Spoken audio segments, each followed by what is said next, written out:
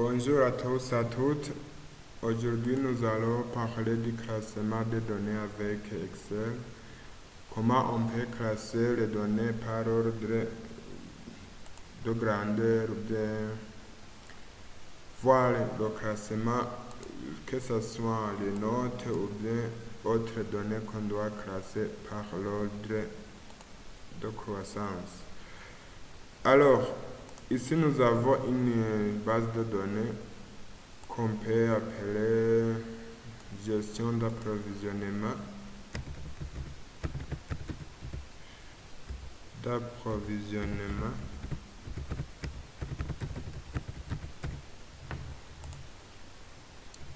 Ici, vous voyez les gens, il y a Jean, il y a Paul, Jules, Claude, Vania, et ainsi de suite, avec les montants d'approvisionnement en janvier, en février jusqu'à avril. Ici, nous allons avoir du total avec le classement. Donc, nous allons classer les personnes en fonction de leur montant d'approvisionnement ici. Alors, je commence d'abord à mettre en forme ma base de données. Ici, je sélectionne, j'insère le tableau. Vous voyez ici, c'est peut fusionner. Je peux un peu agrandir. Je peux par exemple mettre la couleur. Et alors ici je vais faire la somme de ces valeurs avec la fonction de sommation. Je sélectionne, je tape Entrée. Vous voyez les valeurs se mettent automatiquement. Et alors je vais classer ces personnes en fonction de leur montant d'approvisionnement, donc en fonction de leur montant total. Donc, celui qui aura la plus grande valeur, le plus grand montant au niveau du total, il aura le premier rang lors du classement. Alors ici, nous allons utiliser la fonction rang.